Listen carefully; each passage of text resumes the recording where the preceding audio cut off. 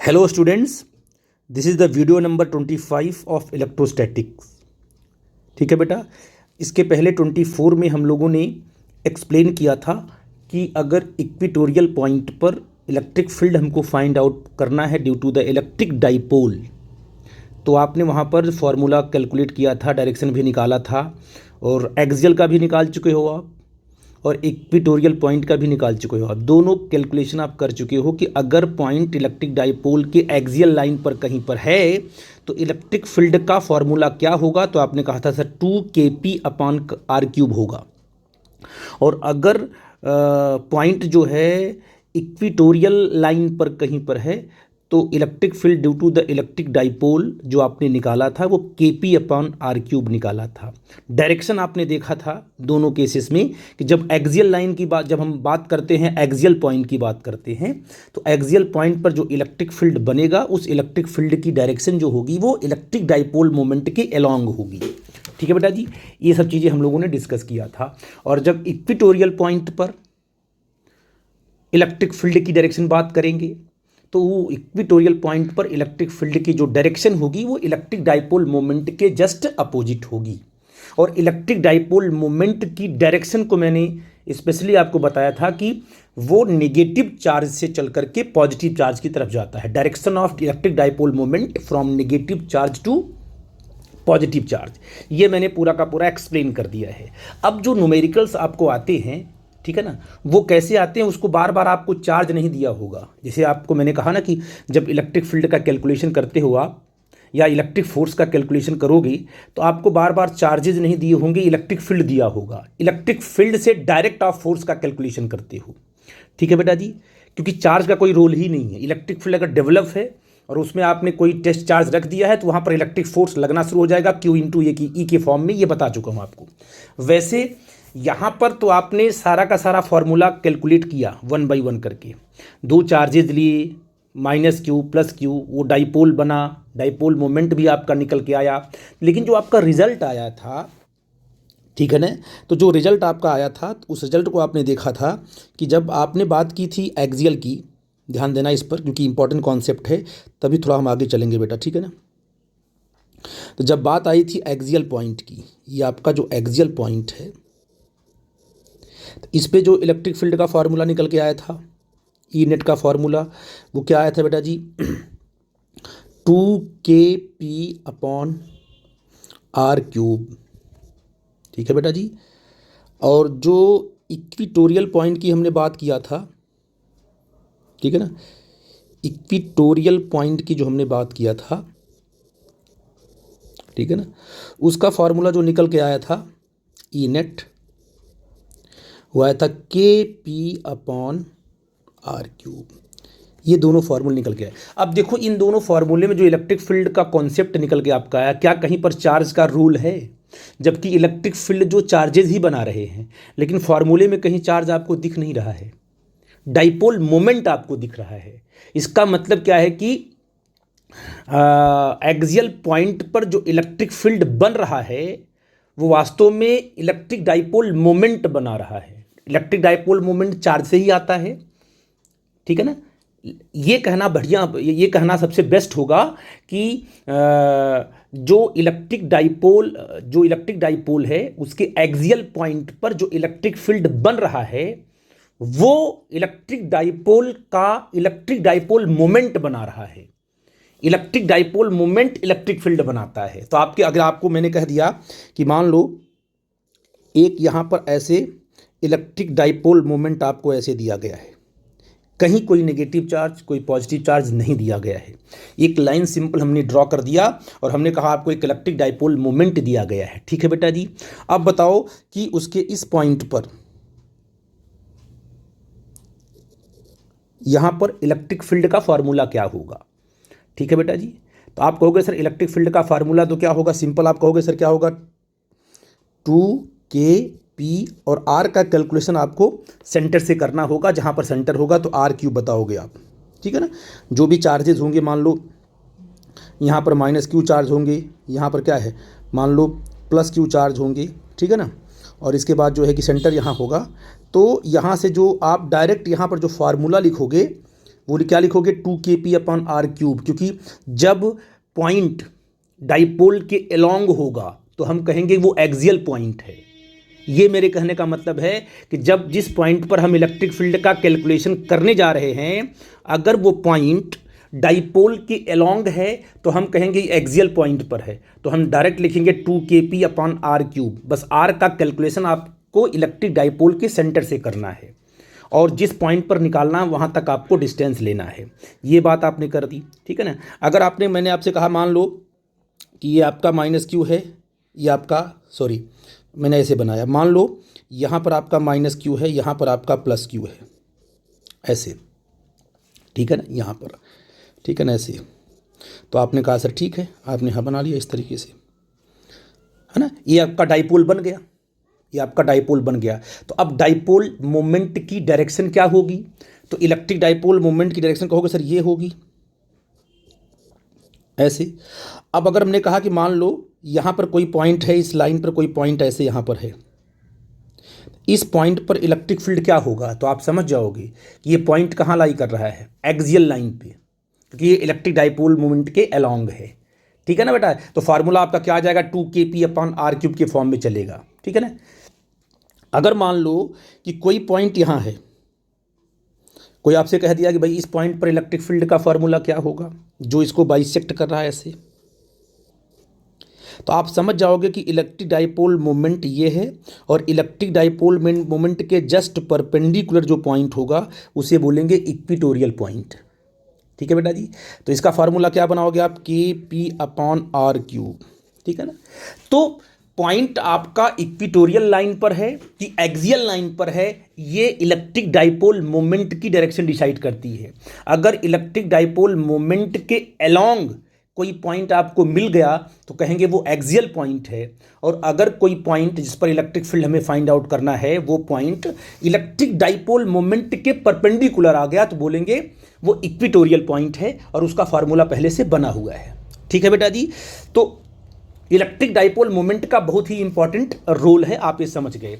तो अभी तक आप लोगों ने क्या किया, दो ही केस डिस्कस किए हो, एक तो एक्सियल पर, एक इक्वेटोरियल पर। बच्चे ने पूछ दिया कि सर रैंडम कोई पॉइंट ले लो, रैंडम कोई पॉइंट ले लो आप वो पॉइंट न तो इक्वेटोरियल पॉइंट पे है, न तो इक्वेटोरियल लाइन पे है, न तो एक्सियल लाइन पे है।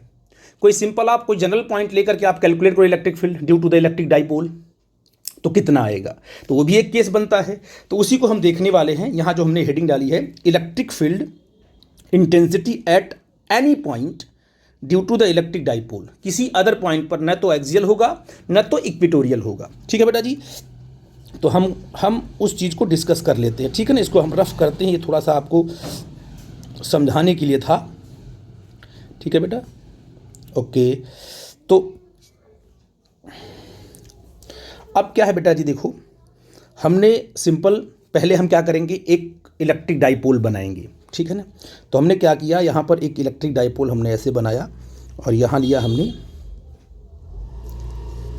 -q लिया, ठीक है बेटा जी, और यहाँ हमने लिया +q, ठीक है ना। ये क्या बन गया आपका, दो चार्जेस का सेटअप बन गया, ठीक है ना। अब इन दोनों चार्जेस के बीच का जो डिस्टेंस उसको बोलते हैं, ये डाइपोल लेंथ बन गया, ये है ना, ये क्या बन गया, डाइपोल लेंथ बन गया बेटा जी, ठीक है ना।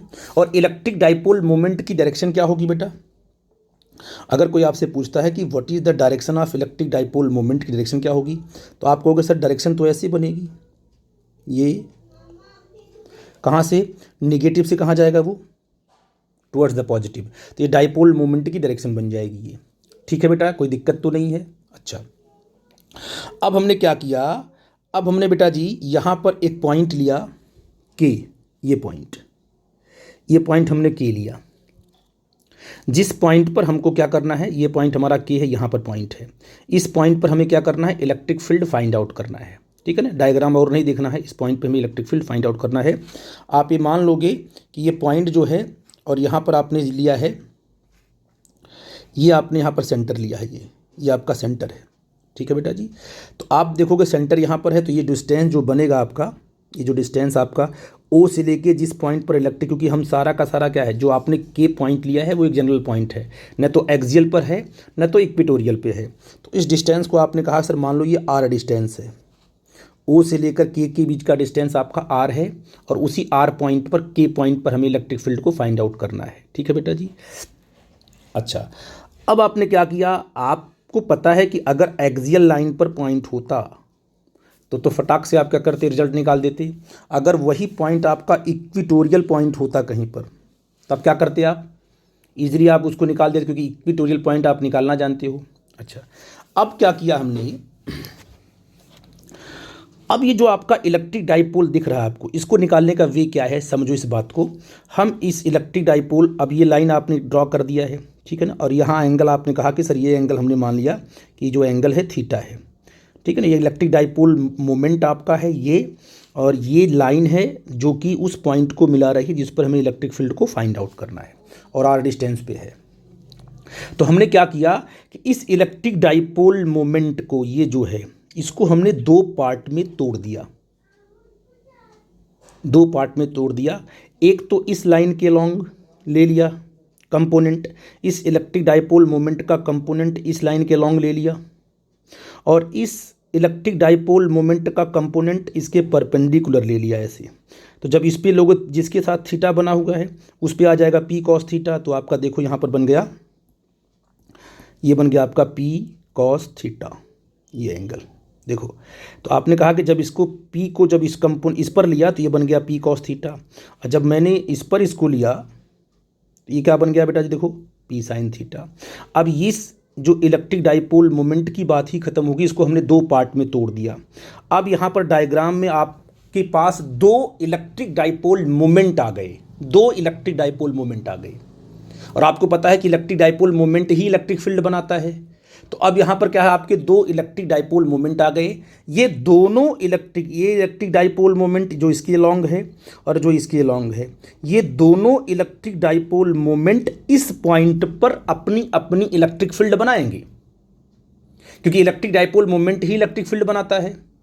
तो आपने कहा कि हमारा जो मेन डाइपोल मोमेंट था उसको हमने दो पार्ट में ब्रेक कर दिया, एक तो इस लाइन के लॉन्ग, एक इसके परपेंडिकुलर, ठीक है ना। ये जो लाइन हमने लिया इसके परपेंडिकुलर ये। तो आपने कहा ठीक है सर। अब आपके पास दो इलेक्ट्रिक डाइपोल मोमेंट आ गए, एक आ गया ये और ये आ गया ए, और दो इलेक्ट्रिक डाइपोल मोमेंट हैं तो दोनों अपनी अपनी इलेक्ट्रिक फील्ड बनाएंगे। अब जो है कि पूरे डायग्राम को आप बिल्कुल एक अलग तरीके से देखो। अब बताइए, जो पॉइंट आपने पी कंसीडर किया, यहाँ पर के कंसीडर किया है, ये पॉइंट इस इलेक्ट्रिक डाइपोल मोमेंट के लिए कैसा पॉइंट होगा, एक्सियल पॉइंट होगा, क्योंकि ये इलेक्ट्रिक डाइपोल, इस इलेक्ट्रिक डाइपोल मोमेंट की डायरेक्शन ये है, और इसी लाइन के अलोंग ये पॉइंट क्या कर रहा है, लाई कर रहा है। तो ये जो के पॉइंट है वो माना जाएगा इस इलेक्ट्रिक डाइपोल के लिए एक्सियल पॉइंट। ठीक है बेटा जी, आई थिंक मेरी बात आप समझ गए। तो क्या ये जो आपका इलेक्ट्रिक डाइपोल मोमेंट है वो के पर अपनी इलेक्ट्रिक फील्ड बनाएगा? यस बनाएगा। कहाँ बनाएगा? इलेक्ट्रिक डाइपोल मोमेंट जब बनाएगा वो एक्सियल पॉइंट पे अगर है तो वो उसी की लाइन के अलोंग बनाता है। तो ये इसकी इलेक्ट्रिक फील्ड बनी है ऐसे। इलेक्ट्रिक डाइपोल अगर ये पॉइंट एक्सियल लाइन पर है तो इलेक्ट्रिक फील्ड जो बनेगा डाइपोल मोमेंट के अलोंग ही बनेगा। तो डाइपोल मोमेंट की डायरेक्शन ये है, इस पॉइंट पर ये जो electric dipole moment electric field बनाएगा वो ऐसे बनाएगा, अपनी डायरेक्शन बनाएगा। कोई प्रॉब्लम की बात तो है नहीं। आई थिंक मेरी बात आप समझ गए। ठीक है, ये इसका बन गया, वो हम कैलकुलेट कर लेंगे आगे चल करके। तो बताओ E1 की वैल्यू क्या आएगी बेटा जी? अगर आपसे पूछूं कि भाई ये जो इलेक्ट्रिक डाइपोल मोमेंट यहाँ है और सेंटर से कितना डिस्टेंस पे R है, डाइपोल मोमेंट कितना है P cos थीटा है, K पर इलेक्ट्रिक फील्ड क्या आपने E1 लिया है, तो E1 की वैल्यू क्या होगी? एक्सियल पॉइंट है तो 2K into electric dipole moment कितना है, P cos theta upon R³। ठीक है ना, इसके लिए तो इसने इस इलेक्ट्रिक डाइपोल मोमेंट ने इस पॉइंट पर अपनी इलेक्ट्रिक फील्ड यहाँ बना दिया। उसका फार्मूला हमने लिख दिया क्योंकि हमें पता है एक्सियल पॉइंट पर इलेक्ट्रिक फील्ड का फार्मूला क्या होता है, 2KP अपान का R³। लेकिन यहाँ पर जो इलेक्ट्रिक डाइपोल मोमेंट है वो सिंपल P नहीं, वो P cos थीटा है, तो उसको आपने लिख दिया, E1 को लिख दिया आपने। ठीक है ना। अब ये जो इलेक्ट्रिक डाइपोल मोमेंट आप यहाँ देख रहे हो, ये इलेक्ट्रिक डाइपोल मोमेंट भी K पॉइंट पर इलेक्ट्रिक फील्ड बनाएगा। अब ये इलेक्ट्रिक डाइपोल मोमेंट कहाँ पर है, इस डायरेक्शन में है, और इसके जस्ट परपेंडिकुलर ये पॉइंट है। इसका मतलब ये हुआ कि जो K पॉइंट है पी साइन थीटा के लिए, जो P sine theta electric dipole moment है, उसके लिए के पॉइंट आपका इक्विटोरियल पॉइंट होगा। मैंने आपसे बताया ना कि अगर आपके पास, मान लो आपने कहा कि हमारे पास ये डाइपोल मोमेंट ऐसे है, ये अगर इसी लाइन के अलॉन्ग कहीं कोई पॉइंट पर इलेक्ट्रिक फील्ड निकाल रहे हो तो वो पॉइंट माना जाएगा एक्सियल पॉइंट। चाहे आगे लो चाहे पीछे लो, कहीं भी आप ले रहे हो तो एक्सियल पॉइंट माना जाएगा, क्योंकि डाइपोल मोमेंट के अलॉन्ग ही है वो। अगर पॉइंट बिल्कुल डाइपोल मोमेंट के परपेंडिकुलर आ गया तो इस पॉइंट को बोलेंगे इक्विटोरियल पॉइंट। तो आप देखो कि के पर जब इलेक्ट्रिक फील्ड ये इलेक्ट्रिक डाइपोल मोमेंट बनाएगा तो इस इलेक्ट्रिक डाइपोल मोमेंट के लिए ये जो के पॉइंट होगा वो इक्विटोरियल पॉइंट माना जाएगा। और इक्विटोरियल पॉइंट पर इलेक्ट्रिक फील्ड जब भी बनता है तो इलेक्ट्रिक डाइपोल मोमेंट के जस्ट अपोजिट बनता है। तो इलेक्ट्रिक डाइपोल मोमेंट कहाँ पर है? डाउनवर्ड दिख रहा आपको है। तो यहाँ पर जो इलेक्ट्रिक फील्ड बनेगा, यहाँ पर जो आपका इलेक्ट्रिक फील्ड बनेगा वो इलेक्ट्रिक फील्ड बनेगा बिल्कुल अपवर्ड बनेगा, क्योंकि इलेक्ट्रिक डाइपोल मोमेंट कहाँ है? डाउनवर्ड है, तो ये अपवर्ड जस्ट अपोजिट बनेगा, इलेक्ट्रिक फील्ड बनेगा। तो ये E2 किसने बनाया? ये E2 जो इलेक्ट्रिक फील्ड के पॉइंट पर बनाया वो पी साइन थीटा ने बनाया। तो what is the value of E2? तो इक्विटोरियल के केस में जो आपका E2 होगा वो कितना होगा बेटा जी? वो होता है KP अपॉन आर क्यूब। तो K और P कितना है? P sine theta upon are cube. ये तो आपके पास दो वेक्टर बन गए। ये अब मतलब आपने कहा कि P कॉस थीटा ने अपनी इलेक्ट्रिक फील्ड बनाया, E1 बना दिया। P साइन थीटा ने अपनी इलेक्ट्रिक फील्ड बनाया, E2 बना दिया। ठीक है ना। अब इन दोनों को हम वेक्टोरियली ऐड कर देंगे। क्या करेंगे? वेक्टोरियली हम E1 और E2 को जब ऐड करेंगे, क्योंकि E1 और E2 कितने एंगल बना रही हैं? 90 डिग्री दोनों पे हैं। तो इनका जो रिजल्टेंट ये आपका जाएगा, ये आपका रिजल्टेंट यहाँ होगा। ठीक है ना। हमने इसको इस तरीके से पैरेललोग्राम बनाया हुआ है। ये आपका ई नेट होगा इस डायरेक्शन में। ठीक है बेटा जी। तो अगर हमें ई नेट निकालना है तो हम कैसे निकालेंगे? सिंपल फार्मूला है ई नेट का। E net equal to under root what? E1 square plus E2 square. ठीक है बेटा जी। तो इसको आपने निकाल लिया, आसान था ये करना। ठीक है। अब क्या करेंगे? हम दोनों का स्क्वायर कर देंगे। तो ई नेट क्या आ जाएगा बेटा जी? What is the E net? तो E net equal to under root, okay. तो E1 की वैल्यू क्या आपकी बेटा जी? देखो E1 की वैल्यू हमने लिखा है 2KP cos theta upon are cube. तो यहाँ लिखोगे 2KP cos theta upon are cube whole square plus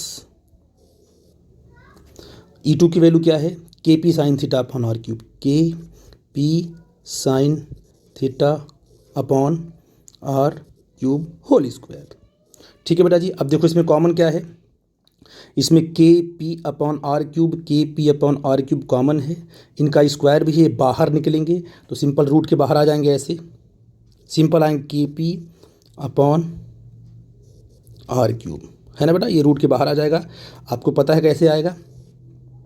क्योंकि जब KP अपॉन आर क्यूब पे स्क्वायर है, KP अपॉन आर क्यूब पे स्क्वायर है, तो बाहर यहाँ रखो, यहाँ निकालोगे, जब रूट के अंदर निकालोगे तो K square P square upon are cube का होल स्क्वायर आएगा। उसको बाहर निकालोगे रूट से, तो रूट लेगो तो सिंपल अपन KP अपॉन आर क्यूब ही आएगा। तो कितना बचा नीचे? अब रूट में कितना बचा बेटा जी? तो रूट में आपका बचा 2 cos theta whole square plus sine theta whole square. ठीक है ना। इसको सिंपली हम लोग सॉल्व कर लेते हैं। तो ई नेट कितना आ जाएगा? KP upon are cube root, तो ये हो जाएगा तुम्हारा 4 cos square theta plus sine square theta. ठीक है बेटा जी। इसको और सिंप्लीफाई कर लेते हैं, आसान हो जाएगा। E net equal to KP upon are cube in bracket, ये आपका 4 कॉस स्क्वायर थीटा, इसको क्या लिख सकते हैं हम लोग? 3 cos square theta plus cos square theta plus sine square theta. बच्चे डर गए होंगे सर ये क्या कर दिया आपने? अरे बेटा जी यहाँ 4 कॉस स्क्वायर थीटा है ना, ये 4 कॉस स्क्वायर थीटा है, तो इसको हम दो पार्ट में ब्रेक कर सकते हैं ना। Cos square theta plus 3 cos square theta add करोगे तो 4 ही आएगा। हमने इसलिए ऐसा किया क्योंकि ये पूरा का पूरा टर्म क्या बन जाएगा? ये 1 बन जाएगा, cos square theta plus sine square theta आपका 1 बन जाएगा। तो आपने कहा सर यहाँ पर देखो ई नेट कितना आ गया, तो के पी अपॉन आर क्यूब है ना, रूट क्या हो जाएगा 3 cos square theta plus simple 1, ठीक है ना। इसको और भी रीअरेंज कर लेते हैं, थोड़ा सा इसको पढ़ने में ठीक लगे। E net is equal to K P upon are cube in bracket what simple 1 plus 3 cos square theta.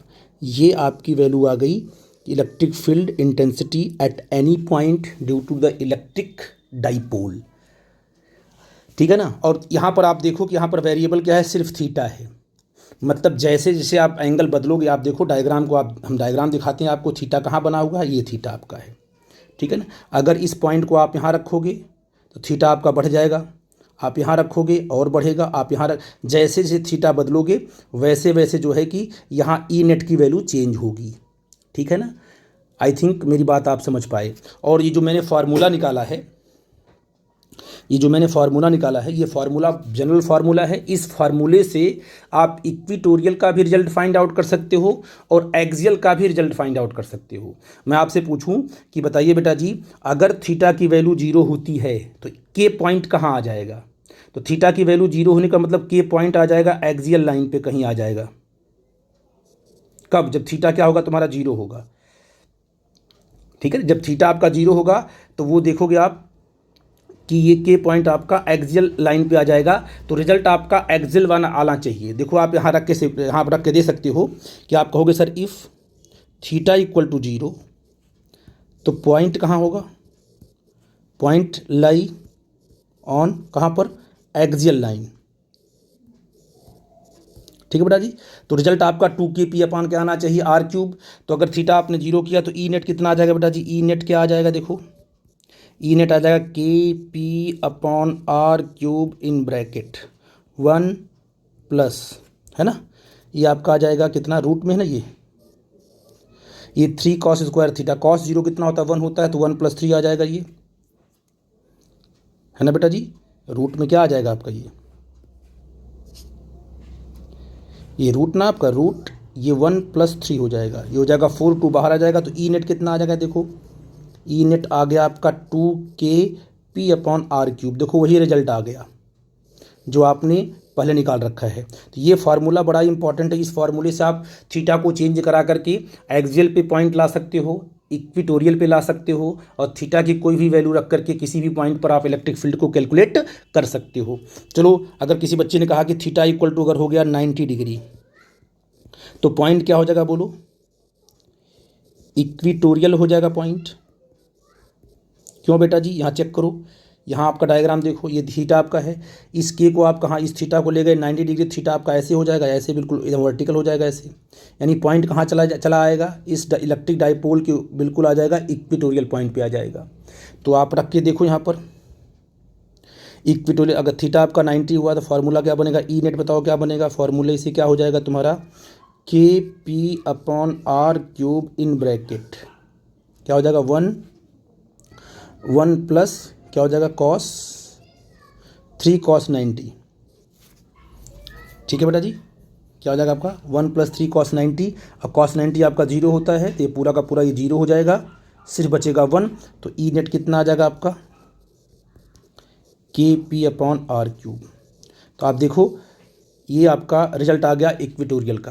तो इस रिजल्ट से हम जो है थीटा के एंगल को चेंज करते जाएंगे और हम 1 बाई 1 रिजल्ट को फाइंड आउट करते जाएंगे, ठीक है बेटा जी। तो ये बड़ा इंपॉर्टेंट है। लेकिन आपको जब भी डेरिवेशन आएगा तो आपसे पूछेगा इक्विटोरियल पॉइंट पर क्या होगी इलेक्ट्रिक फील्ड, या एक्सियल लाइन पे क्या होगी इलेक्ट्रिक फील्ड, तो उसको आपको अलग अलग निकालना होगा, यहाँ से आपको नहीं दिखाना होगा। या आपसे पूछ दिया कि find out the electric field due to the electric dipole at any point, तो आपको ये डिराइव करना पड़ेगा, ठीक है बेटा जी। तो तीनों डेरिवेशन को मैंने 1 बाई 1 आपको दे दिया है।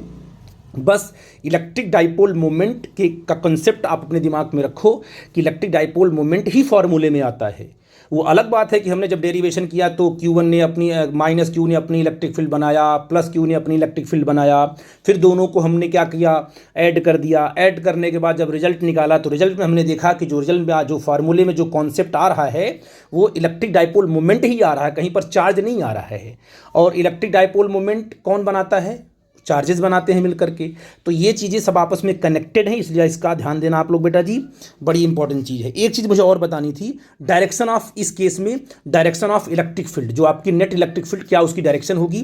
तो आप देखो कि रैंडम डायरेक्शन है, तो ये ई नेट जो आपका है वो न तो क्या बोलते हैं कि इलेक्ट्रिक डाइपोल मोमेंट के अलोंग आ रहा है, न तो इलेक्ट्रिक डाइपोल मोमेंट के जस्ट अपोजिट आ रहा है, ये रैंडम डायरेक्शन आ रही है।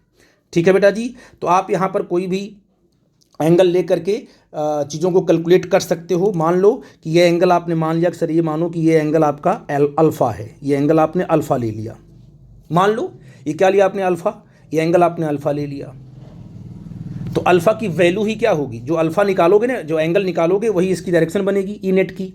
आप वेक्टर में पढ़े होगे ना कि हमें क्या है, जो रिजल्टेंट की डायरेक्शन निकालने के लिए हमें एंगल निकालना पड़ता है। तो आपको पता है कि अगर E1 और E2 दोनों 90 डिग्री पर हैं, इनका रिजल्टेंट ई नेट यहाँ गया हुआ है और इसको आपने अल्फ़ा ले लिया है, तो जिसके साथ तो क्या आएगा, कैसे निकालेंगे, tan अल्फ़ा से निकालते हैं फार्मूला। tan अल्फ़ा क्या होगा, जिसके साथ एंगल बना है उसको नहीं लेते हैं, जिसके साथ एंगल नहीं बना है उसको लेते हैं न्यूमरेटर में, और जिसके साथ एंगल बना है उसको लेते हैं कहाँ पर, डिनोमिनेटर में। तो यहाँ से tan अल्फ़ा निकालेंगे अगर, तो tan अल्फ़ा क्या आएगा, E2/E1 आ जाएगा। जिसके साथ एंगल नहीं बना है ना वो आपका आता है न्यूमरेटर में। और ये तब के लिए है जब दोनों वेक्टर के बीच का एंगल 90 डिग्री हो।